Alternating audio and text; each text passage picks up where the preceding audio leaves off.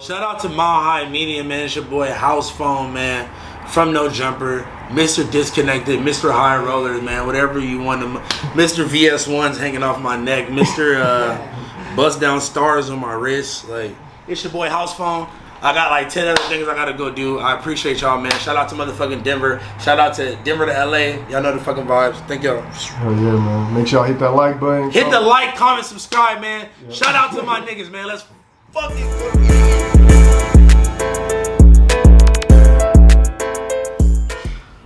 Bro, this nigga AD is funny as fuck. He was like, bro, I never seen you with a hat on, with no hat on, bro. He's like, you look like a 3-year-old toddler with your hair like this. And I'm like, what? And he was like, you look like a baby. He kept saying you look like a baby. I'm like, what? Like, what do you mean? Aww. That shit was funny. I was watching that. Yeah, right. Yeah. Y'all low key put me on so much shit in LA just by watching y'all show and y'all talking and stuff like.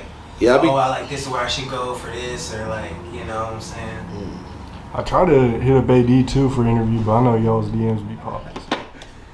Like, one thing that I've noticed by doing this is that, like, whenever I have conversations with people off camera and then we start recording, I'm like, bro, this was all good. We should have recorded all of this, you know? No, I feel that too. But no, because I saw clothes on Depop and I seen you, and I think it was Cam Roshi had got a Depop, so I was like checking out y'all shit. I was like, damn. I thought you was gonna say you bought something and I never sent it. Oh nah. I'm like, damn. I had hit you up. I was like, yo, let me send you some clothes. I just sent you a bunch of like random vintage clothes, and then I sent you one shirt with my logo. It was a Mile High Minute shirt. But I sent it was. Wait, it was a what shirt? It was a Mile High Minute shirt. And then I said, no, but what did the vintage stuff? What did you send me? One thing I remember, it was like a vintage Abs tee. It was like all over print, but a Abs tee? Avalanche, like the hockey team. Was it? Yeah. Oh my God, it was white. Yeah. Yeah, and it was like a World Series or some shit, or I don't know. Something. It was white, and I remember that. Yeah, I remember it because I dyed my hair blonde and I spilled wine all over it. No, that's all good.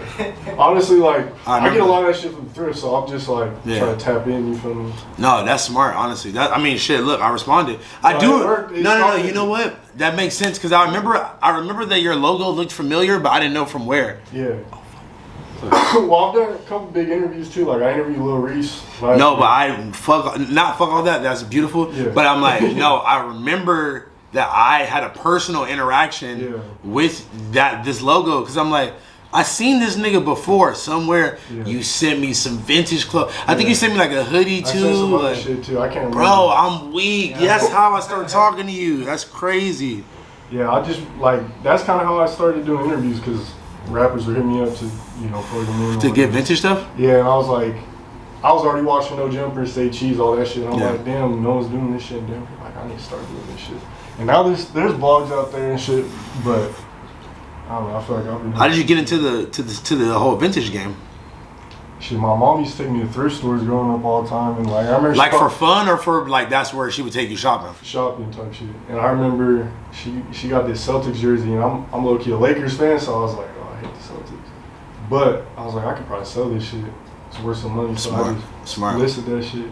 How much did your mom pay for it, and how much you sell it for? She must have paid like $5 type shit. How much you sell it for? 30? At least 50. Oh, bro, that's what I'm saying. Yeah. Exactly. Okay, do you believe any of those videos when it be like, what the fuck, found these retro Jordan 3s for $2 at the thrift? I do. Not all of them. There's some that they probably. You know they be planting them bitches, bro. You know they be planting them. I came up on some crazy shit though. I remember one time I was in Denver and there's these size 17 like all retros like Dornbecker 9s. I would have took them. Some 5s. They were all size what? Like 17. I would have took them anyway. Oh no, I did. I fucking bought all of them. There's like 9 or 10 pairs, all retros. Some 6s, like the champagne 6s.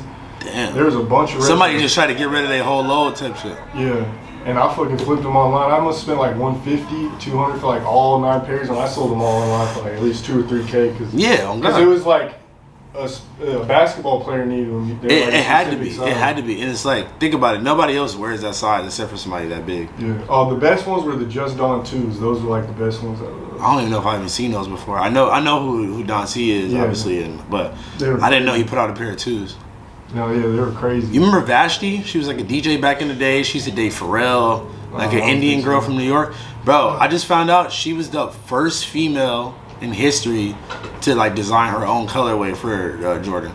Oh shit. In like 2009 or some shit like that. That's crazy. Bro, like it's like some girl I used to just see, like, especially because back then there was no bitches really getting fly back then. Like I'm in like middle school, high school, and like she's like dating Pharrell. She got like a BBC shirt on and some cement threes. I'm like, who is this bitch? Like, so I found out about her. She was a DJ, and then she had like a blog, clothing brand and shit. And then she ended up putting out a pair of Jordan 2s back in the day. They're all lavender, bro.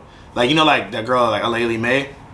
She did. Damn, man, you're asleep, bro. Yeah. But no, like there's this girl Laylee May who did like a Jordan 1 like maybe a couple years ago, and then she did like another shoe like this year or last year. Anyway, they be having some fire like women do stuff, man. So shout out to Nike, bro. That's some real shit. No, that's dope. I don't know how I started talking about that, but no, that's dope. I just I don't know, like I like the designer shit, but I was so quick on just quick flips, like buying these clothes, flipping them online. So I be sleep on the designers besides obviously like the mainstream ones like Virgil and shit like that. Yeah. You probably know more. I'm a little woke on some stuff. Yeah. I was actually wondering because like I be watching and following the high rollers and stuff. Yeah, man. I've seen you drop some shirts and some hoodies. Mm-hmm. Like. Shout out to my boy Hellstar Shawnee, man. He's the one that's designed all that merch, man. He honestly is like the coldest graphic designer right now, or like the coldest designer in general, like, you know. Oh yeah, that shit's going crazy. Hell yeah, man, that shit's a blessing, bro. I was wondering, like, do you have in mind how far you plan on taking like clothes, you personally? I mean, I didn't even think. I'll say that, like, even though like I may seem very well executed, or I don't know if I do or not, but like, I mean, it is well executed, even if however it seems.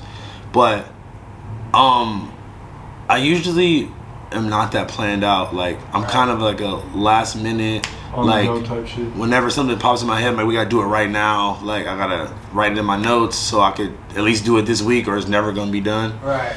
And so like, bro, this whole thing was random. It wasn't like I've had this plan since I was like in fucking 5th grade. Like, I'm gonna own my own shoe company one day. Like, I always loved shoes, but I never, I never took into consideration that like making my own shoe. I was kind of in the dark, like everybody else. Like, just like, how do you even make that? But like, look at everything in this room. Like, somebody designed this fucking candle holder. Like, somebody designed this fucking scarf. You feel me? Like, somebody designed this fake Supreme coasters. Like, you know, like the table. Somebody was like, okay, I want these metal parts. I want it to be screws right here, and we're gonna have the glass in the middle. Like, niggas, you know. Would you say you get inspired by and just like go for something? Yeah, bro. Like, luckily I have the resources or the knowledge, or even if I don't, bro, we got our phones, we got Google. Like, if I think about something, I will immediately start like looking into it. But I'm just like, bro, that's knowledge that like I have from being a overly obsessive kid. Like, my business partner or the guy I'm collabing with had no idea what I was talking about. I had to like show them the reference. Like, whoa, this is crazy.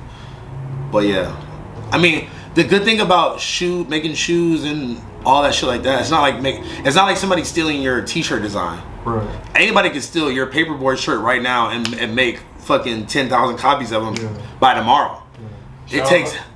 Shout out 100x6. Shout out to 100x6. But just know it'll take you at least 3-4 months to make a shoe sample. No, that's real. You know? It's a lot more time and effort. And it's like you gotta pay attention to all the qualities of the shoe, the different details. But you should always do quality control on anything you do. You know what I'm saying? No, that's true. I'm sorry. I feel like I'm over. You're good. It makes for a good conversation. Yeah, right. I feel like I'm over podcasting on your interview. Honestly, I'm gonna kick back and let you. I was loving it. I appreciate it because a lot of times I'll be doing interviews and shit. You probably know, like, it's like pulling teeth. Yeah, like 2-3 words. Like, oh yeah, man. I mean, I'm from the trenches, bro. Like, you feel me? But shit. Trenches, yo. But shit, no. I want to get into like your backstory. So, are you originally from Cali, or where were you born? Hell yeah, I'm from maybe like 10 minutes away. Born and raised. Well, okay. I'm gonna stop lying. I be acting like I'm from LA. I am from LA, but I was born in San Diego. Okay. And then I moved to LA very immediately after being born. But young? yeah, no, like literally probably within my first year of being alive, I think we moved so back. You don't even remember? No, I didn't grow up in San Diego at all. But I feel like, you know, it's important to be authentic and not just lie and be like, oh, I was born in LA, because I wasn't. Right, But shout out to San Diego, though. Shout out to SD, man. Put some motherfucking respect on SD. Yeah. Niggas be kind of acting like SD is soft or whatever. But, like, the people from San Diego don't feel that way, obviously, and they don't ever hear that shit. But, like, other people in LA always tries to make LA seem like the best fucking place in the world. Right. And it honestly is. But LA definitely has its faults, bro. For sure. No, facts. There's probably, I'm sure, pros and cons. I've never been to San Diego, but it just sounds nice. Yeah. It's beautiful. I definitely want to check that shit out. It's fucking hot in here. I'm about to tell her to turn the AC on. Okay. But yeah, so you grew up in LA though, for the most part? Hell yeah, bro. I grew up in South Central, like over by Washington High School. When I was a kid, and then when I was still a kid, we moved to Hawthorne. I've been. I respect that. But shit, so you grew up in LA, and then like, were you just into fashion before rap, or did you start getting into rap? I think it's just like age, or how did that kind of come? It's all like. It's intertwined too. It's all intertwined, bro. Cause like, especially when you're an adolescent and you are watching this stuff and you're just sponge, you're just absorbing everything. You feel me? So like, you watching the video, you got Lil Bow Wow with his braids and a headband on, and some big baggy ass jersey and some crazy Air Forces. I'm always like, whoa, what the fuck is that? Whoa, what jersey is that? Oh, whoa, like, you know, like my sister and shit, she used to take me to like the Scream tour and like all types of shit, like, you know. That's dope. Yeah. So how old were you, would you say, when you started rapping? Oh, when I started rapping? I didn't start rapping until I was grown. Okay, so fashion was always the thing then. Like, okay, well, like, do you mean like, okay, because there's a difference. There's a difference between when you start professionally making music versus just when you like learn how to rap. Those are two different things. That's true. I don't know. I probably used to just start like freestyling as a kid, but like as I got older, I realized that like I feel like my vocabulary could be considered extensive in some ways, or I guess to some people, because like you said, some people really just So once I realized that I knew kind of a lot of words, and just stopping yourself from thinking about it and just flowing with it, just feeling it, like. I feel like that made me realize I could freestyle, like, you know?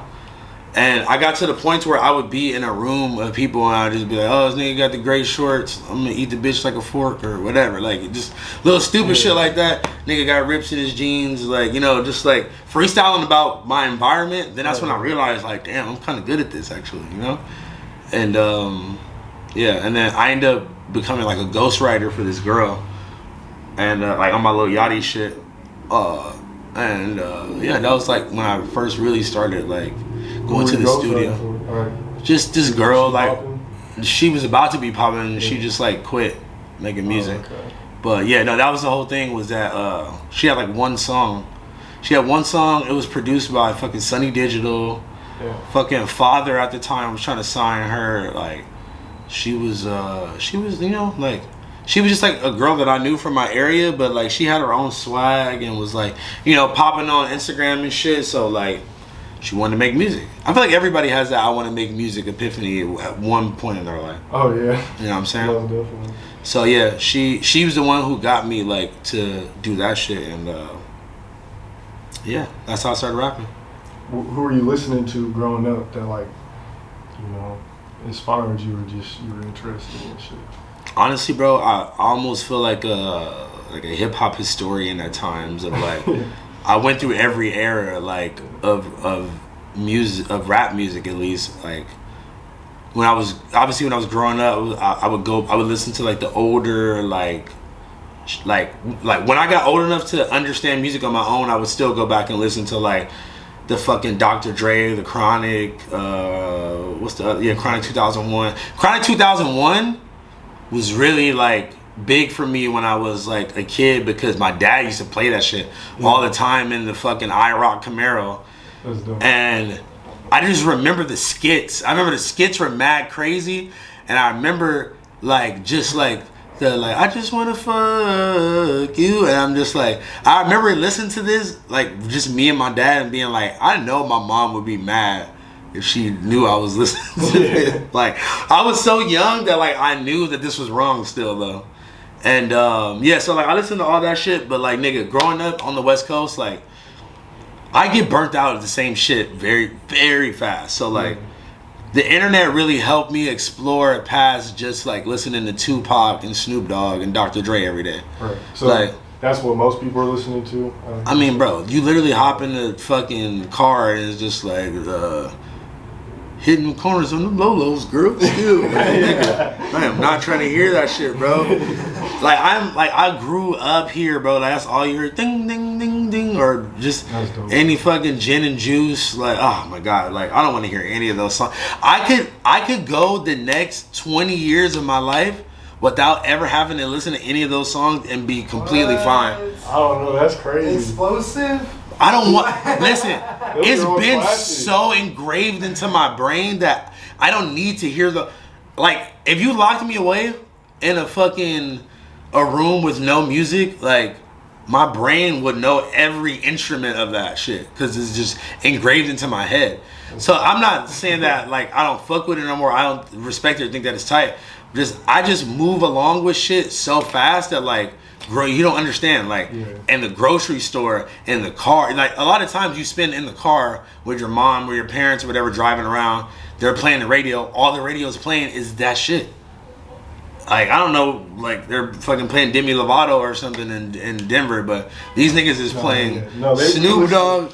We listen to all that shit, bro. Those are all classics. But that's why I'm like, bro, like Tupac. I mean, even a lot of East Coast stuff too. I'm sure. Yeah, but look, no, but so that's what I was getting into. Once I got into different types of music, though, it was because of the internet. It wasn't because they were playing it or because it was in my face. I would just like go on these weird YouTube tangents and like listening to every fucking Notorious B.I.G. mixtape or leaked song before he was even famous. And like, you know, just like not even just him, but like just hella different people, like like the Big L deleted tapes, and I'm like, oh, like, yo, I got slugs for snitches, no love for bitches. I'm like, who is this? Like, this shit fire. And like start listening to all those old like Hot 97 freestyles and shit. Like that's when I got into that stage of life, and I'm like, yo, like battle rap, like, and then you know, like obviously had an Eminem moment. Oh man, when I got old enough to understand what the fuck Eminem was talking about, I was like, this nigga, this is the most famous rapper, this nigga. Like, it blew my mind. Like, people were listening to this for real, especially back then. People weren't open-minded at all. Right. People were listening to this nigga talking about killing his mom and like fucking drowning his baby mama. Like, this is crazy. Do you think someone could get away with that today? No, probably. Yes and no. The shock value part of it. It's kind of hard to say because we're so PC or whatever. Yeah. The shock value part of it might garner so much attention that it might work. But it probably won't be on like a mainstream level. But like the fact that Eminem became literally the biggest rapper ever, like sold the most albums in rap music history or some shit like that is crazy. But then listen, once I discovered like Southern mixtape rap, my whole life changed. All the Houston shit. Fuck no. I'm talking about like Waka Flocka, Gucci Man. Like that shit too, shout out to Houston, but I'm saying like there's a very specific like era like LeBron Flocka James where it's like Waka Flocka's body, like Waka Flocka's face on like LeBron James' body as he's dunking. Like those mixtapes, bro, best era of music, bro. Gucci Man saved my life, bro. No, that's dope. Man, that nigga, like that shit made me see the fun in music. Like it don't gotta be so like technical or whatever. Like it could just be catchy and fire. Right. And like he's still rapping about shooting niggas and doing shit, but he just silly with it. Right. And then, don't get me started on Soulja Boy, man. Soulja Boy, no. We need to start cast live streams and shit every fucking day. Yeah, why not? I'm doing this one right now. I see. I was worried about the time because on YouTube it says you're gonna disconnect it versus. But I told them I wasn't gonna make it earlier. Oh, okay, yeah. It wasn't before the. Wasn't before. They had already made the thumbnail, but yeah, right. They're not gonna change it that fast. Cool. Just let it rock out, you know. So shit, we're shouting out Soulja Boy. Yeah, man, Soulja Boy deserves his flowers, bro. He literally changed. He changed how like niggas could be, like, cultivate their own fan base, make money from music, like directly from consumer to his pocket. Yeah. Like, he was the first on engaging with his fans, like, because like being an artist was like kind of being mysterious at first. Right. And it's like, nigga, no. Social media. And yeah, shit. it's like, no, nigga, like, bro, he used to shout out his Twitter on all these songs back then, like 2000, like not when he first came out, like later, like 2013, 2000, like around Pretty Boy Swag era, like, bro, he was going hard. He was dropping mixtapes, like a couple mixtapes a month, like Twitter.com/Soulja Boy, man, y'all know what the fuck going on, like, bro, and that's why his Twitter's still popping now, bro. I think he had a Twitter mixtape, and it was called Twitter.com/Soulja Boy. Like, that's crazy. Like, that's what I'm saying. Like, I don't know if did Mike Jones do it first with the whole number thing? I'm not sure. Cause he had Kiss Me Through the Phone. 6, 7, the tones? No, where like you literally give your fans a line that they can interact with. Oh yeah, who was He probably was. I think Still Tippin' came out in like 2004. Let's see. What you know what? Hold on. Hey Siri. When did Still Tippin' by Mike Jones come out? That shit came out before, so that's all. Yeah, you're right. Okay. November 2004. Okay. Hey Siri. When did Kiss Me Through the Phone by Soulja Boy come out? 2008. So wait. 4 years later. Mike Jones was doing the... Mike Jones, like 281-330-8004. Hit Mike Jones up on the low because Mike Jones about to blow. Like, he basically just made it interactive with the fans. Yeah. He said that in the song. He was wearing a shirt that was like almost like a PE shirt. Yeah. And it was like property of Mike Jones with his with the number on it, the 281-330-8004 number on it.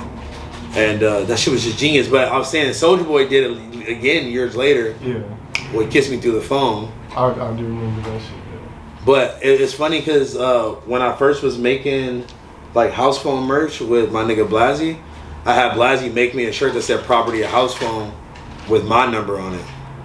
It was like after the Mike Jones shirt. That's wild. Yeah. But people didn't really get that reference, I feel like. I feel like they would get it now. Yeah. Well, like, even though I literally had the picture of Mike Jones with the similar looking shirt and do-rag and like his song playing, like, oh, shop now. Like, people still didn't get it. Like, but, yeah. And then you have other artists have come out with that to this day, like just phone numbers as songs, like song titles and stuff. But is it actually interactive? Yeah, it's not like that though. The interactive part is what makes it lit. And true. I'm not gonna lie. It's a smart marketing move. I got that. I got that idea from my first mixtape from that. Oh, okay. My first mixtape was called Voicemails, and I put my number out there, collected a bunch of funny ones, and put them as like intros to every song. How did you come up with the name Little House Phone? I was just really bad at keeping up with a cell phone. Like, I'm not even being funny. That's wild. Like, I remember one time I tried to lie to my mom and say that somebody like robbed me or something for my sidekick, but I really traded them for like a pair of Nike SBs and a pair of Jordans. That's wild. Yeah, I've been really weird about sneakers. But you know what? She knew I was lying. She took one glance at me and was like, "Nigga, you're lying," and she never bought me a phone again. And I had to buy, like, that was in like 9th grade. Yeah. So until I was able to get a job and have my own phone, I didn't have a phone from after that. Damn. Yeah. I respect it. Shit, I didn't have a phone either from until I was probably in high school. Shit. Yeah. Except for little like flip phones sometimes. But I was very much or like I broke a phone one time on this girl's car with the fucking windshield, trying to break her windshield, and I ended up just breaking my phone. And the insurance and shit was too high to get a new one because my warranty had ran out, and I was like, I probably went like a whole year before not having a phone after that. I bet you I never broke a phone again after that. No, that's how you learn. No, dead ass. But yeah, that's how I got those names, and there used to be that's how I got that name, and there used to be these parties in LA, and I would go and do my little finesse situation, like whatever the fuck I could get my hands on, selling them at the party. But then people would be trying to like hit me up after, like, yo, like let me cop from you or whatever, and I'm like, you could text me on the iCloud, but like you can't call me. So yeah, one of my homegirls like jokingly, because remember at the time like everybody was little something, like little fucking Windex, little toenail. I remember little Windex.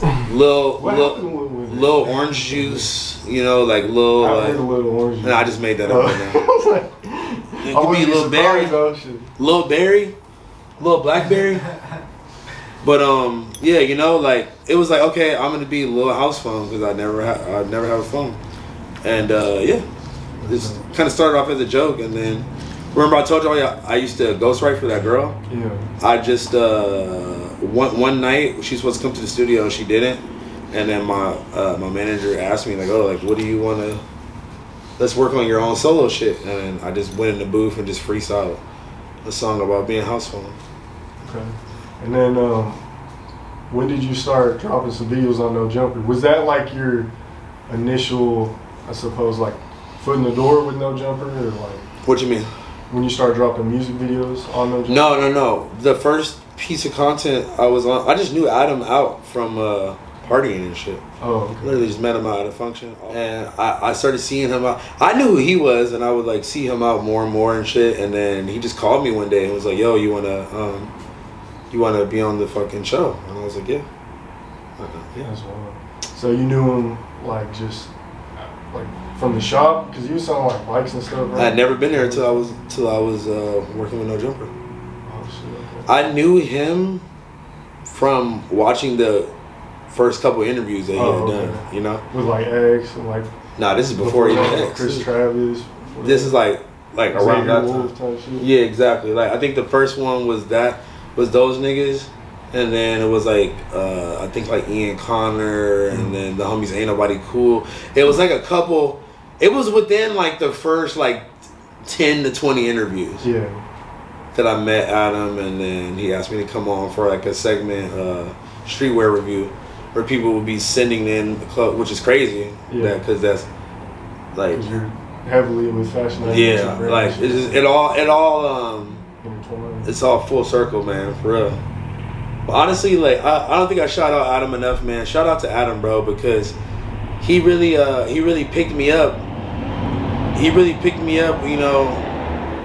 Brought me onto the team. He didn't have no team really back then, but like I don't know if he knowingly did this or not, but he really like gave me like really a big opportunity to like at least have longevity in this shit and have something else to offer besides just being a rapper.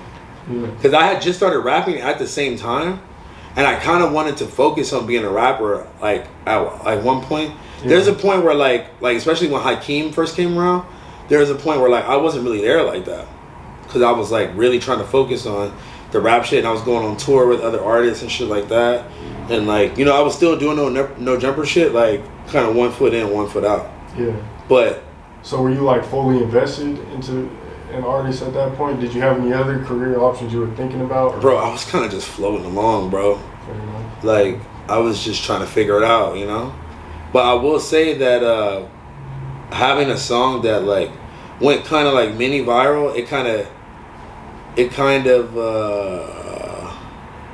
I don't know, I feel like it hindered me from like trying super hard with making music, because I had a song that I didn't give a fuck about that like got like, I think right now to this day it still got like 5-6 million views on fucking Spotify. That's just on Spotify. And I'm like, nigga, this is a song I don't even give a fuck about that we just made in like 2 seconds.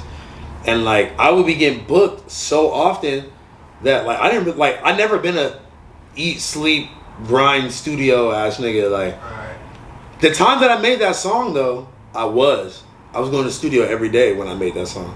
So you were hungry at that time? I've never been hungry with the music shit, I'm gonna be honest. It was always fun. It was never like taking it too serious. Like, bro, I'm blessed to be in the position that I'm in, but I know that there's a lot of people that are very planned out and very like, this has been their dream. This is like, bro, I never wanted to be a rapper, bro. I thought that shit was always corny. Everybody wanted to be a rapper. Everybody wanted to be super tough. I'm gonna beat you up. I'm a gang member. Like, I thought that shit all intertwined with each other, and then like I realized, like, bro, like you don't gotta be none of that. You can just be yourself, bro. And that's what I want. Deep. Yeah, that's what I want people to like take from me if they take anything. It's just be your fucking self, bro. If I could come this way to where if I could come this far of having niggas like the fact that y'all even want to pay me to do an interview, bro, it's crazy. Like, yeah, like, no, it's a blessing. Shit, it's worth the investment, you know. Like, no facts. Like, to be honest, I'm right away. I probably won't make it back right on YouTube, but it'll come back on the back end. Like, people are gonna be like, "Oh, house phone from No Jumper. Oh, I gotta tap in for an interview." You know? No, honestly, yeah. Like, especially back in Denver, like we look at y'all as like stars. You know what I'm saying? You watching. Bro, listen, like I've been going because like, okay, let me tell y'all about how I initially came to Denver. So the first time I came to Denver, let's talk about that. First time I came to Denver, initially had nothing to do with music, nothing like that. I was always Mr. Twitter hoes. Like, I'm talking to all the Twitter bitches, like always, bro. I'm like, is this before or after like the No Jumper? Oh no, this is like early No Jumper times. This is all within the same year. Like, I dropped my first mixtape, was on No Jumper, and like started getting recognition all within the same year. That's like 2017, 2016. Yeah. So like, literally went from like nobody knew who I was working regular jobs and shit like that. I started making music. I put together like a little 12-song EP. I know that I dropped this EP after I was on No Jumper already, because I remember, you guys know the website Hypebeast, hypebeast.com. Yeah. They have a music section, Hype Track, and I remember waking up, bro. Remember we were talking about shoes and all that shit earlier? Like, that's the website I used to sit on the most. I used to go on this website and look at the new music releases and the new like Billionaire Boys Club collabs with Converse, like drops in 2 weeks. Like, I used to lurk this website every day, and I woke up like I normally do, and I was on it, and I saw my mixtape on the Hype Track music shit, and I was like, what the fuck? Like, I'm freaking out. So the first person I text is Adam. Yeah. And like, it's funny because I see people do this to Adam now, and I laugh because I'm like, you don't even know. But like, I text Adam and I'm like, bro, thank you so much for like link, like, you know, I'm thinking that's the only way they could have hit like my mixtape, like found my mixtape and wrote an article about it, because it's like, you know, it mentioned No Jumper a lot and shit like that. So I'm thinking like Adam has something to do with this, and he was like, no, what the fuck, like. So like, just this website that I fuck with so hard, putting me on their shit for my first mixtape. Like I said, didn't really try that hard. Kind of just threw a bunch of random songs together, and like, yeah, bro, I was like, this is crazy. But I learned at that moment that like people will always try to like downplay my wins by saying like, oh, like I got it good because of Adam or some shit. I'm like, y'all don't know, Adam is not going out of his way to do like. But I learned that right then, because I learned that, you know, within the first year of me knowing him. I'm like, why did I think that Adam went out of his way to hit up a fucking journalist from Hypebeast Music and be like, yo, this is my homie, like, can you put him on like his new mixtape? And like, yeah, like, I don't know, it's just like, it just shows you how naive I was to everything at the moment. But yeah, like, I see people do shit like that to Adam now, and it's like, no, bro, Adam, like, shout out to Adam though, just him even giving you a chance or putting you on the platform, because they at least had like probably already 1 million followers or something, 1 million subscribers by the time I was a part of it, which was like the first year, 2 years. Yeah, that's dope. So yeah, man, you were dropping videos, you know what I'm saying, then you come on and not come on this show, but you go on No Jumper and start doing like the blogs, interviews, stuff like that. Yeah, it really kind of, like, It really started from those two that you just mentioned, like really just being in random vlogs. Yeah. And then he would ask me to come do certain interviews. Oh, okay. Yeah, like, oh, I'm gotta interview Famous Dex, or I gotta interview this person. Like, come do it with me. Okay. Would you say everything happened pretty naturally? 1000%. Like, it was organic. A lot of the times it would be like he knew that I knew more about an artist than he did, or like, you know, like just it would be nice to have like a little backup. So he would bring me on to shit like that. Yeah, bro. I think the people just liked me. They just wanted to see more. Why you're like energy on the show already. You know, it's like it's not like pulling teeth. You know what I'm saying? Yeah. It's you to like be outgoing and like no, for just sure. vibe and talk about shit. No, for sure. And like, I don't know, man. Shout out to whatever he saw in me immediately that he was just like, oh, bro, come be on my show. But like, damn, bro. Like, I still remember. I remember the exact day. I remember exactly what I was doing when he first asked me to come on that shit. And to think of like that, like the car ride to No Jumper, like I was in such limbo in life. Like I didn't know what the fuck. Yeah. I had just got fired from my fucking PacSun job. I was working at a fucking smoothie place inside of the fucking gym. I didn't know what I was doing. Like, I think it might have been like Memorial Day weekend or some weird shit like that, because we were all the way out somewhere far at my friend's apartment. Like, he had just moved into this nice spot with this like new rich white girl. So we up there barbecuing and shit. And remember, my phone didn't have service. It was Wi-Fi only. So we was kicking it there for a minute, and I finally was like, yo, like, can I get on the Wi-Fi? Or like, ask my homegirl, can I get on your hotspot? Or some shit. Because like, you know, I've been gone now for hours without checking my phone. As soon as the Wi-Fi comes on, I see the text from Adam like, yo, I'm doing this segment with these fashion bitches, Shop Jean, these bitches that used to have this website. Sorry, I didn't mean to call them bitches, but I got these girls coming through. Do you want to do a streetwear review with me? And I'm like, bro, I remember I had $20 in my wallet that I think my mom had gave me, bro. I was like already grown, but my mom was still treating me like a little kid. Like, here's $20 if you need, you know, to get back home or some shit, whatever, right? She knew I was broke as fucking in between jobs, nigga. So when he sent me that text, I didn't see it for hours. And I was like, I'm texting him like, oh fuck, my bad. Like, yeah, I'm down. Like, he's like, oh, like, don't even trip. Like, they're running late still. Like, you got time. So, you know, my friends, we all came together from like, you know, over here to our friend's house. So I'm like trying to beg the homie, like, bro, can you take me back to LA? Like, please. He's like, oh, bro, like, I'm trying to chill. Like, I'm like, bro, like, this is really important. Like, let me give you this dub or whatever. Shit, the dub probably filled his tank up back then. But I gave that nigga my last $20, bro. And I remember we were in his Jeep. He was driving us back. I was hella scared because he was driving hella fast, but I knew I needed to get there on time. But I got really bad like car PTSD, so I was like kind of nervous, like, bro, slow down, but actually keep driving fast. Gotta get there. But just from that to where I'm at now in life, bro, like, it's insane, bro. So did you think, you know what I'm saying, when you gave him that last $20 and, you know, you're taking this chance to go do the little, not little, but like the streetwear review, were you like thinking it was going to turn into this at that time, or were you like, man, I'm just going to go have some fun, keep with the homies, and maybe get somewhere with this shit? Fuck it. So like, one thing I'll always say about me when, like, one question people always ask, like, before you go do anything big or, you know, big in their eyes, perception, they're like, yo, like, are you not nervous? Like, how do you go on stage with all these people or blah, blah, blah? It's like, I really don't take, like, I don't know if this is a good or a bad thing, but I don't take the time to analyze, like, where this could lead to, what could happen after this, like, the cause and effects of me doing this. Like, I kind of just, like, go and see what happens. Like, I always been like that though, bro. Like, like, especially since I'm very like analytical about my shit, so that's just like.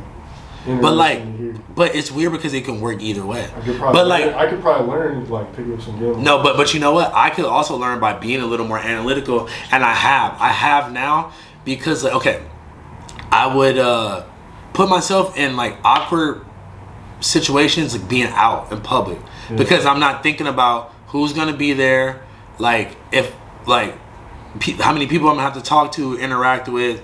Right. Like this weird ass nigga might come up to me saying some weird shit. I don't think about any of that. I don't think about any of that. I just go and then be overwhelmed, like, because I didn't think about it first. Yeah. If you would have thought about it first, you would have kind of been able to gauge what, like. So now, before I put myself in those situations, I think about it a little bit. Right. And like be like, okay, well, if I go, this is gonna happen. I'm gonna have to do this. Do I feel like doing that? Do I feel like going somewhere and taking like 50 pictures right now? Because that's what's gonna happen if you go. Yeah. And I'm like, I think about that now. Right. You kind of have to now, but at that time, you're kind of just. I was just moving. But you know what? I will say, bro, I always said to myself that I knew I was gonna be okay. Yeah. I didn't know what the fuck I was gonna do, how I was gonna get there. I honestly thought all this random knowledge I have about sneakers and like shit like that, I always thought it was gonna be useless. Or I would let other people tell me it was useless. Why are you sitting there looking at this all day? Why do you care about this? Like, That's real though, because so a lot of times you will go into specific things and you think it too much. It can cause you, like you said, to overwhelm. It'll cause you to stifle yourself before you even get started on something. Yeah. I be talking to people about that, like, oh, I want to start a brand, but like I don't know how I'm gonna like promote it or like what or like, man, it's so expensive to like order this amount and like all this other shit, and I'm like, nigga, you're not even there yet. You don't even have a concept. Right. You don't even have a logo. Like you have not one shirt design ready, and you worried about like. All this extra shit. I don't have a warehouse to ship it to people. Nigga, you have to sell a shirt first before you, like, like, I feel like, don't think, just do. That just do. Just do. That's facts. Don't think, just be. Okay, no, you should think. Don't. Yeah. You should definitely consider things, but like, if you have an idea, go for it, bro. If you can make it happen, make it happen. I feel you though, because I do talk to some people in this. If you can't make it happen, find a way to make it happen. Right. So that's why we're doing this interview. No, dead ass, bro. Look, this nigga went from fucking sending me a vintage shirt years ago that I forgot about, and now we're in person doing an interview. No, and we smoking big blunts. We got Barry in the fucking building. Barry, say hi. Hey, Barry, come say hi. Come here. Come here. You want to act like that because we got company around? All right. I'm going to remember this, bro. Next time you try to come snuggle up on me. No, that's nice. But, okay, so, no jumpers popping. You kind of just getting started. At that time, were you thinking like, okay, like, I guess when was that moment you started taking no jumpers really serious and you're like, all right, I'm actually building a career out of this, and instead of like, or was it? Are you still pretty focused on like the rapping and stuff at the time? Like, I mean, I can't say that. I haven't dropped any music in like 2 years almost. So yeah, what was like that transition like from focusing on the rap music to no jumper? Like, okay. You want me to be completely honest?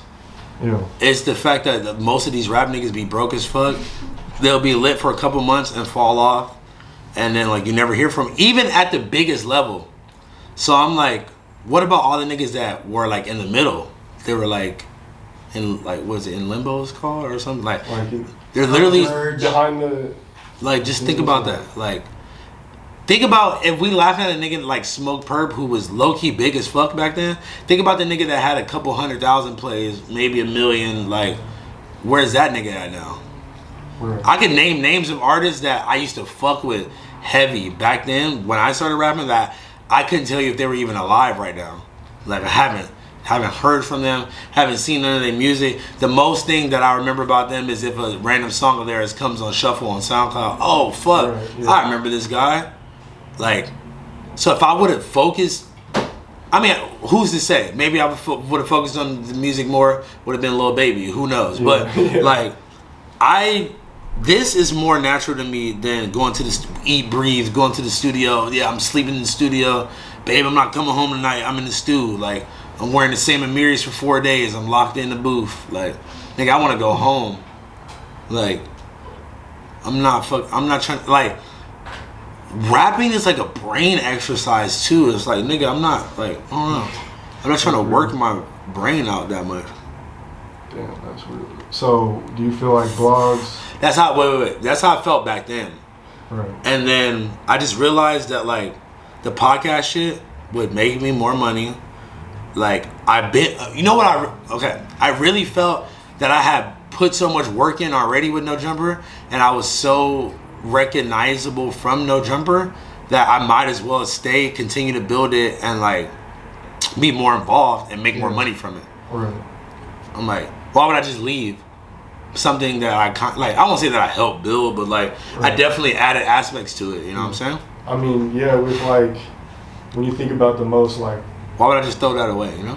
Most popular characters on the show is like obviously Adam, you got now you got AD going crazy, T-Rell, Wazzy, fucking Flocko just started going. Oh man, Flocko, bro. Hey, listen, me and Flocko. Flocko be going crazy. No, look. I did a vlog with Flocko. Well, I did a vlog for like a new. Watching Dover Street. Yeah. So basically, like, I want to bring the like clothes.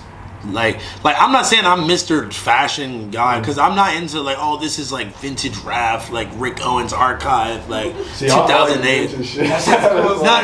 No, that's cool. But I'm talking about like niggas like, oh yeah, this is Yves Saint Laurent season 7 vintage, like, like this is from the actual runway. Actually, like, do you even wear Ricks? Like, I'm not one of those niggas. Like, I'm like streetwear niggas. So like, I just want to incorporate that more into No Jumper because people care about that shit so much. And as you can see, at the time of this recording, the vlog where I went shopping at those stores came out maybe 6 hours ago.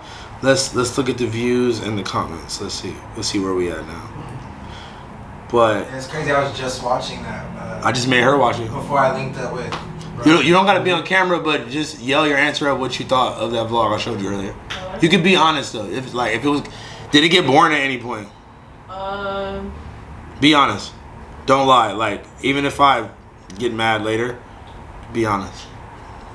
You give him a makeover? No, it wasn't boring, but I feel like you could have showed more of like options of like the clothes and shit. Okay. I don't know if I missed it. Did we get to see Flocko in it? Come on. You must. That was like the end. How did you miss that? That was the whole point of the whole thing. I was waiting, and then I'm waiting for him. So I'm like, wait, where does he turn it on? At the end, bro. Come on, man. Okay, you gotta go. Okay, we had 67,000 views in 7 hours and 1,000 comments. Hell yeah. That's wild. Well, it was good. It was way better. I wish they would have let you film inside though. Well, yeah, we kind of had to sneak all of that. All the footage you saw inside was all iPhone footage. Nice. You got a lighter? Anybody? I've been shooting actually a lot of videos on my phone too. It's like if I'm an artist is like in the area, quick interview, I'm like, shit, I don't got my camera. I might as well use my phone and that will pull up like 1080 at least 4K. Hey, you got a lighter? Oh, never mind. But okay, so you doing good with No Jumper. You start taking that serious. Yeah, and okay, so it's weird because people like took my music shit like as a joke. I was kind of presenting it like as, oh, I'm a funny rapper at first, like I'm like trolling whatever, but like I don't think they were taking into consideration that I was actually rapping still. Like my raps were actually fire. Yeah. Even if I was saying some like funny shit or some out of pocket shit, I think people were just looking at it as like some funny shit.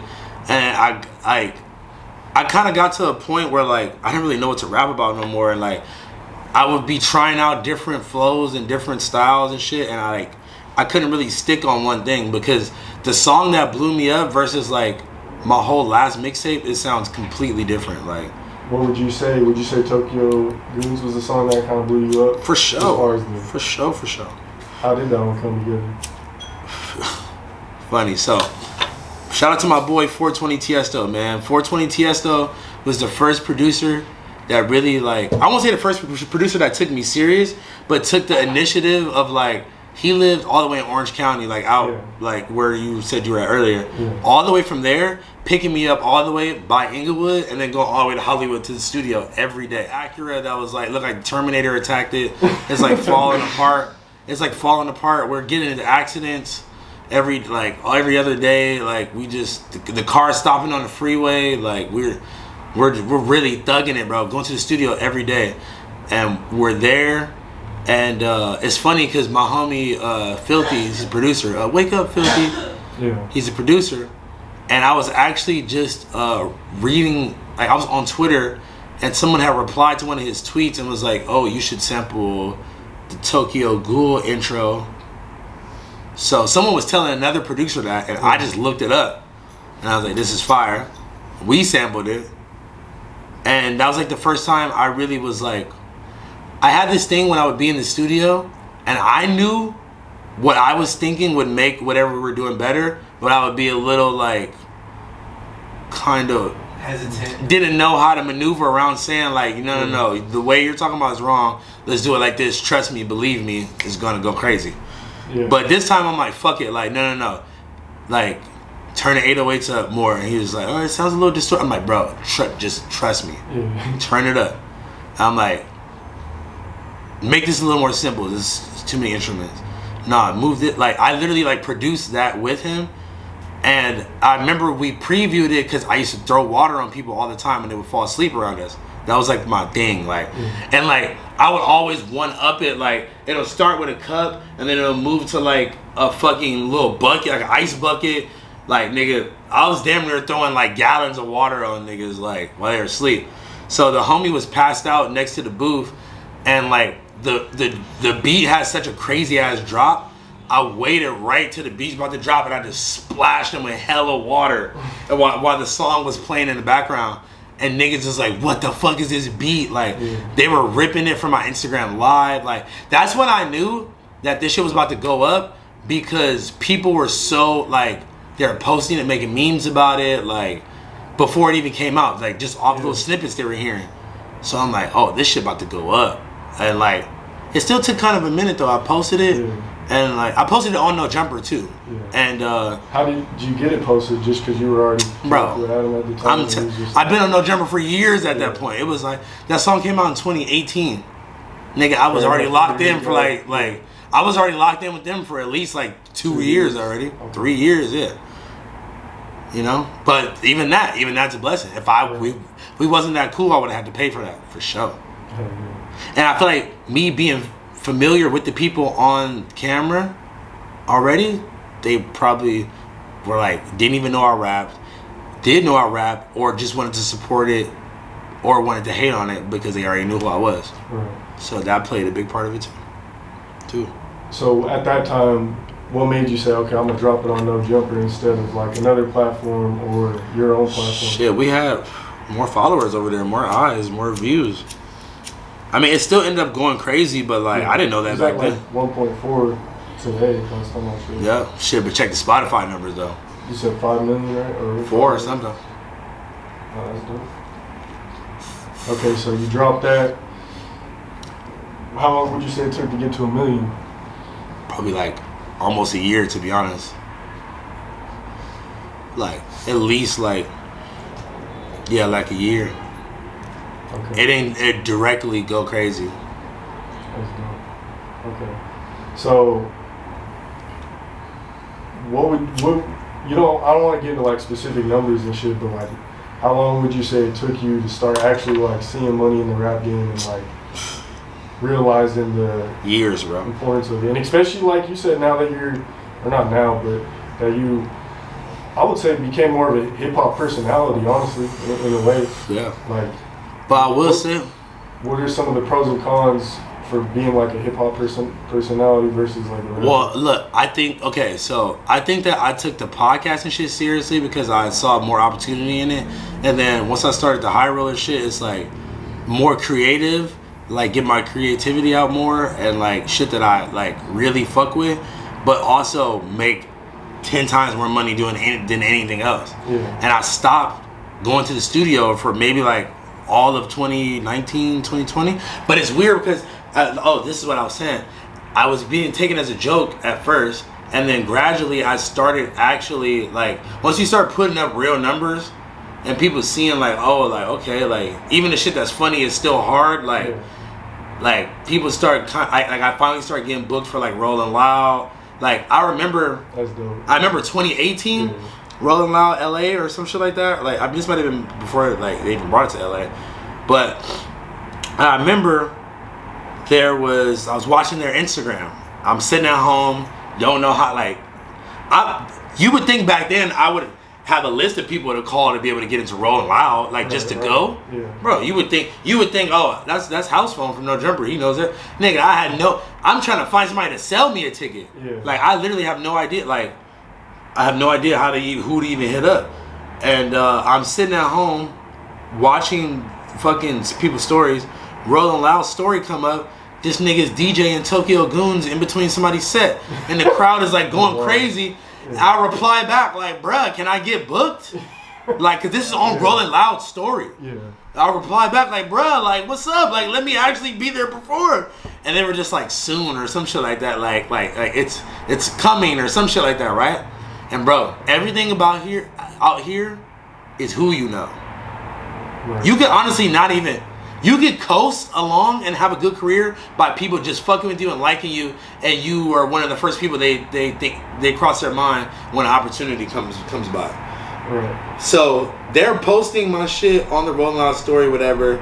I think that same year or the next year, Cam Girl, because like, you know, Cam Girl had been around for a minute. You know, we have been doing the No Jumper show for a minute. Me, her, and Adam. She was definitely a huge part of No Jumper. No, facts. And then so she had got booked for Hard Summer. She was DJing for Hard Summer, and I met the guy who does like booking and shit for Rolling Loud in her trailer off Molly. Told him that story I just told y'all, like, bro, like, blah blah. He, like, you know, followed me on Instagram. We actually became cool, and then I got booked that next year. That's dope. But I don't think I would have got booked if I would have met, bro. So you'd say that's like the pivot moment? I just mean like that's how this shit works out here, bro. Like, especially in LA.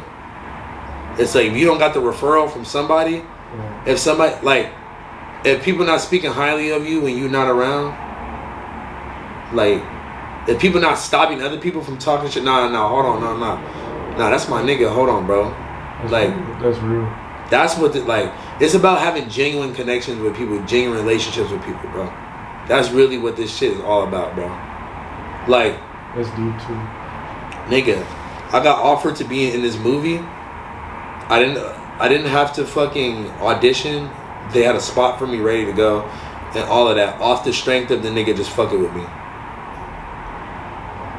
But we met before, but it was very much like, okay, if I would have been an asshole to him, like, back then, that would have been not even a thing. You know what I'm saying? Like, I don't know, bro. It's about who you know, bro. You gotta have some talent too, right. But it's like, it's just so much, like, more organic. A lot of talent. Were you interested in the acting thing? Bro, 1000%, bro. Especially the nigga once he told me what movie it was, it's like a remake of like a classic rap movie. Right. And so it's like a big production, like Warner Brothers film. Like, I had a role. I didn't even have to audition. Right. But me and him, he actually texted me yesterday, the director.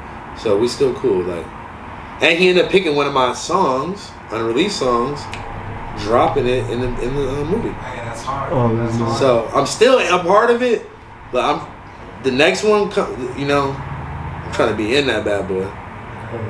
I'll be ready for it that time. I wasn't ready yet. And that's something as a fan we would love to see. Bro. Yeah, like, imagine like you knew I was gonna be in a movie for at least 10 minutes, 20 minutes, right. In a movie that's out in the theater. Like, you were gonna pull up, bro. For sure. I would hope so. I would hope that, because like, if I fucked with somebody that hard or a rapper that hard, I think I remember when A$AP Rocky got put in that movie Dope. I was like, I gotta go see that because I love A$AP Rocky. I'm like, A$AP Rocky's so tight. That's cool. He's in a movie. I gotta go watch it. I would have not seen that movie. I would have never watched that movie if A$AP Rocky wasn't in it, bro. No, that's facts. Like, just being honest, bro. Shout out to the mob. Yeah, Tiger get his chest blown out. Huh? Tiger gets his chest blown out. T-Rell. Skinny nigga, big balls. Alright. Well, what you just said was deep. I wanted to touch on that because, you know what I'm saying? Like, a lot of times in the music industry, it's cutthroat. You know, you get a lot of love, but you get a lot of hate and shit. But there are certain people that, you know, even I've built relationships with where it's like, nah, you know what I'm saying? Like, I got your back. And that shit's real. That's what kind of... That's what keeps you pushing forward, bro. That's what, like, lets other people fuck with you or not fuck with you. Like, all of that, bro. It's like... Because you could not even have, like... Do you know how many times I've been around somebody that, like, has told me, like, oh, like, I met you this one time at this thing. I'm like, oh, like, sorry if I was an asshole or something. They're like, no, you were cool. But, like, I hear it so much to where, like, if I was walking around really being an asshole back then, some of these interactions would not have gone so well. You know what I'm saying? Or even, like, okay, look, I'm at the gas station with my homie that does jujitsu and his girl, right? Yeah. So I'm inside and I see these niggas wearing this, like, you know, Joey Fats is? He's wearing the homie's Joey Fats brand Cutthroat, right? So I'm like, okay, like, I think they're both wearing Cutthroat shit. So I'm like, okay, these niggas is from from Long Beach, obviously. And I'm like looking and I'm like, oh, I know the one nigga. Okay, cool, dap it up. And then he's like, oh, he's telling his other homie, like, oh, you don't know what this is? His house phone, blah, blah. And his homie I can tell his homie's like kind of sizing me up, like, nah, I don't know who this nigga is. Like, you know, like, but like he wasn't pressing me or nothing, but he was like, I could tell he was kind of like who is this, whatever, right? So yeah, I did want to ask, like, what do you think, like, a market like Colorado, a smaller market compared to LA at least, or like Denver, would need? What does a smaller market need to get to that next level and get on No Jumper's radar, to like want to do interviews with some artists from there and maybe, you know, cultivate a wave out of Denver? Because I feel like there could be a lot of money, you know, made out of the wave if it's, you know, marketed the right way. Well, I mean, at the end of the day, I think it's all about like finding what works for you. I mean, being consistent, making good music, you know, really differentiating yourself is going to be the most important thing. Like, if you are going to be a Denver artist or an artist from any small city or whatever, like, my best bet would to be like, if there's already a scene or there's already a sound, whatever, bro, I feel like you should find your own sauce and not try to like go with the grain with everybody else that is like sounds the same in your city. Like, that happens a lot in the other markets. Bro, 1000%. But like, sometimes it works though, and like, shit, you can fuck around and get signed to a nigga that you sound like nowadays. You know what I'm saying? At first, that used to be a bad thing if you like sound like another nigga, but now these artists are smart as fuck. They're like, oh, okay, you're like, I'm fucking, I don't know, I'm Playboy Cardi. Okay, nigga, this little nigga Ken Carson or this little nigga Destroy Lonely, they both kind of sound like me. They both kind of cool with the young niggas. I'm a, you know, add my drip onto them. Boom, sign them to my label. Yeah. Now they're doing millions of views on their own. Like, they're not on his level of like yet, but like, nigga, he's like cultivating like a army of like him, basically. It's like, even though they got their own swags, it's like derivative of him in some type of way. And like, or like Young Thug doing, you know, the same thing with YSL, or, you know, it's like, I mean, but it's easy to fall into that, bro. I'm saying, like, I think you should try to stay away from that, really, and try to build your own sound, your own sauce. A lot of people say Denver has like it's like a mix of like Detroit or Cali, or Cali. Yeah. But it's like, anybody that I've heard from Denver definitely was rapping on a like Detroit type beat for sure. Yeah. But it's like, and rapping about walk and like, you know what I'm saying? No, There's nothing wrong with that, bro. Yeah, I listen to music true. like that all day long. But I'm saying, like, at some point, that shit's gonna get so watered down that like that shit's not even gonna hit no more. You were talking about a lot of the West Coast music in the early 2000s and stuff, and I feel like Denver not having the biggest music scene, we took in Adapt to that. The West Coast shit. The West, yeah. I mean, we definitely. Denver's still on the West though. That's why. Is it not?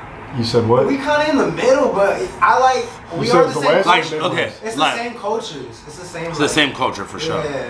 Like Denver. Okay, Denver also reminds me of like Portland or like Seattle. Seattle. I was born in there. I love Seattle. I've never bro. been to Seattle. Bro, Seattle is fire. I love Seattle. I'm not gonna lie. Really good food, beautiful. Right. I just love the tree. I love the trees and nature shit because, like, bro, I'm in the city all the time. Yeah. Bro, the trees and the nature. I love how cold it is. Like, you walk outside and just feel the cold. That shit's fire, bro. It's fire because I hate being. I'm from LA, but I hate being hot and sweaty. And my birthday is in the summertime. So, like, everybody wants me to be out in the hot in the sun. Like, I'm used to, like, fucking going to Six Flags or something that's like 100 degrees outside. Like, that shit is lame, bro. Like, I want to wear a big puffer jacket and be in the cold. That's funny. And, like, go eat, like, clam chowder.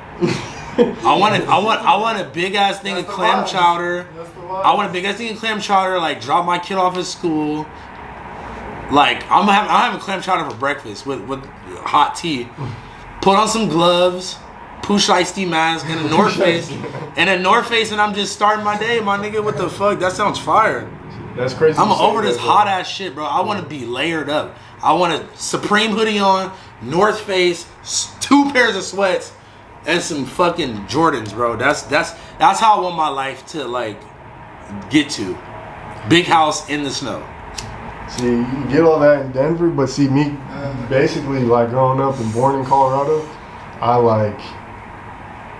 want to get to where it's hot. Like, that shit. Well, yeah, I mean, like, it does get hot. Like, during the summer right now, it's hot. But during the winters, bro, when it's negative degrees and it's a foot of snow and shit, you just sitting there like, bro, I'm like, I want to get out of here. Like, I'm trying to go there and be just posted. Bro, once I start streaming and, like, playing games on stream, I literally think I'm going to turn into a fucking, like gargoyle that just like dwells in the stream room. Yeah. That's actually just open up the door, my pleasure. My Twitch stream. That's a good thought though, because AD just started the community, right? Killing it, bro. Going crazy. You know, obviously but AD be outside still, nigga. I'm gonna be inside, bro. I'm telling y'all. I'm about to be the most inside nigga of all time, bro. I promise. Go ahead, dude. That's funny. It's like it's a very cozy way to end it off, you know? Yeah. So with AD doing the community and stuff like that, and obviously a lot of rappers even nowadays are starting to blog. Like King Ella, you just on No Jumper, he's doing like his own talks and stuff. Would you ever consider starting like your own platform? Or you just bro, all I'm doing is waiting on like I just gotta get the equipment and set it up. That's it. I've been trying to do this shit. I just don't got the equipment. So if any of like you Alienware niggas or like any like you know companies that like build PCs and shit and like they got gaming chairs and like the little light up keyboards and all that shit. If you got any of that shit, nigga, sponsor me, bro. DM me at Housephone Shawty, SHAWTY, Housephone Shawty on Instagram. Type it in all the way because I'm shadow banned. Type that hoe in all the way. It's the verified one. DM me, bro, please. I'm trying to get sponsored. I want to become a Twitch streamer. I want to become a gamer. Like, I was finna buy a PS5, but fuck it, I'm about to get a PC instead. And I'm gonna be, you know, I want to be playing like modded up, like versions of fucking GTA and shit like that. Like, you know, I want the GTA mod where it really looks like LA. And it's like it has all the LA streets and like pull up to my own crib and see if it really looks like it. That'd be crazy. You know? What happened like a couple weeks ago when someone came on the podcast and no shirt on? He was like, oh, Twisty P, man. Yeah, what happened? Twisty P is TikTok like persona person. I don't know how to really describe him. He honestly went viral for like making a bunch of TikToks and shit of him running around San Diego like barefoot, screaming Yeet lyrics at like old white people. Yeah. And like he was like poised to be a, you know, he was like a D1 athlete, like poised to get fucking drafted by like, you know, like he had hella offers from like 5 different colleges, like, bro. Like football, basketball, baseball. Like he had some insane batting average, or like some literal like record-breaking batting average, and yeah, he quit all that to like, you know, get the word Twizzy tattooed on the side of his face and just become a Yeet fan. You know what Yeet is? Yeah. I mean, I heard the main song. I feel like sorry about that. I mean, I feel like he's one of those people where like I'll sleep on him, honestly. Yeah, I was about to say he's not really a one song person. It's more just like him. Does that make sense? Like, I couldn't, like, if I was supposed to ask, like I bet you my shorty knows who he is, but she probably doesn't know which song. Yeah. Or like, you know. I mean, I've just heard of him because I know people keep talking about him and shit. And he's got that song. Actually, the show when he came out to Denver was popular as hell. But I'm saying there's no that song. You're like, oh, he got that song. There's no that song. His name is that song. Does that make sense? You're like, oh, I don't know. Like there is no that song. You know about Yeet? Yeah. Like you know about him a lot? I've heard of him multiple times. Do you know any of his songs? No. Like by name? Nah, I've checked him out though. So it's not like Is he from Cali too? He's from he's like from Oregon. He's from like, yeah. He was born in Irvine, which is out here, and I think he moved up to Portland. Yeah. I think he's really revolutionary, bro. Maybe I have to give him some more listens after. I think just the way he puts it together is just so different that like, it may sound like something you heard before, but it's like a mixture of something that you heard before. It doesn't sound like anybody but him. Like a song could be playing for 0.1 seconds and I can tell you it's bro. Like, you know, his style is just like on some other shit, bro. Like niggas is just they not fucking with it yet. Yeah. Okay. He just did a fucking song for the Minions, bro. That wasn't even in the movie, but it just like hyped the movie up. Shit came out a couple weeks ago, 5 million views, like Cole Bennett, Lyrical Lemonade video, like animation. Come on, bro. Yeah. That's so hard. Is there any like artists you've had a chance to check out in Colorado, or? I see some Mexican guy from the live stream. He seemed pretty tight. I know he for sure was from Denver. Springs or West Denver? No. Shout out to my nigga that passed away the other day. Little Travasio. Yeah. Well, Travieso, did I say so? Yeah. Rest in peace to my nigga, man.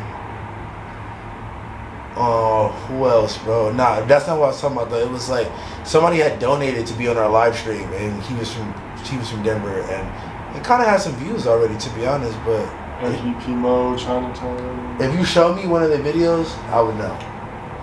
But no, like I can't name any off the top of my head, so you got to put me on to the Denver team. Are we talking about Denver in general or just Colorado? Colorado. Yeah. Denver's like the main city, bro. Yeah. I definitely want to put you on some shit. Yeah, man.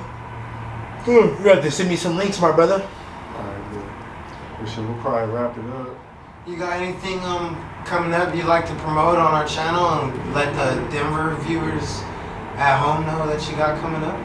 My first single, bro, is coming out July 21st at midnight. It's coming out? Yeah. This July.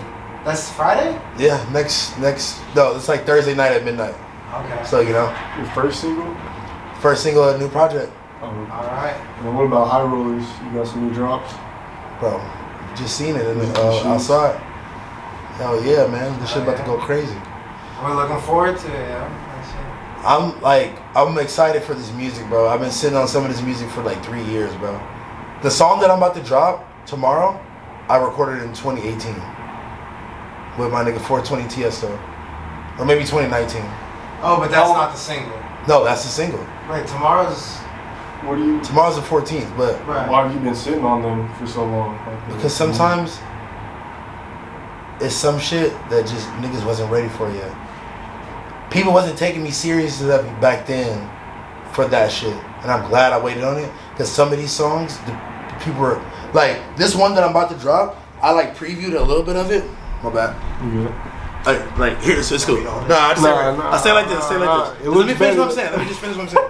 Like, bro, this song that I'm about to drop now, it I previewed it, you know, a couple times, and people are like, "Oh my fucking god, bro, this is the hardest song you made." Like, I showed a snippet of the video, bro. They're eating it up, and I'm like, you don't even know the song is like so old. I got way better songs, so like. Just like that shit is making me confident that people are gonna fucking eat all of this shit up, because if y'all are like geeking over these like old songs, you don't know what's old, but I know what's old. Yeah. Like I could have told you I recorded it yesterday, you wouldn't have known, but because it sounds good, it sounds up to date. Like, you know, I'm like, I feel like you should never reference anything in a song that's gonna put a time date on it. That's time and date on it. I've never heard that. Not everything ages well. Not everything ages well. You could be making some random reference that like I can say something about Twisty P in a song right now, and 5 years are gonna be, who the fuck is that? Feel me? If you're more vague, more open, it'll last an eternity. It'll last a lifetime. I'm spilling sauce, bro. No, that's crazy. I'm literally spilling sauce right now. Like that's how you make a fucking hit song right there. That's crazy. I never thought about it like that, honestly. Shit. Or like, think about when people rap about like they own situations, whatever, or like say they'll rap about their specific homies. That's probably not gonna go bigger than a song that's like, I lost my nigga in the trenches, we was thugging, or like, I lost Jonathan in the streets, we was thugging. Like, you say I lost my nigga, it's everybody, not just Jonathan. You feel me? Yeah. Lost my nigga Jonathan up on the block. He got shot. Like, you gotta like, you know? No, man. You gotta make it acceptable for everyone. I think that's always the goal. With everything Get it you more do. diverse, like fan base. Yeah, no, fuck that. Fuck acceptable, but like make it appealable.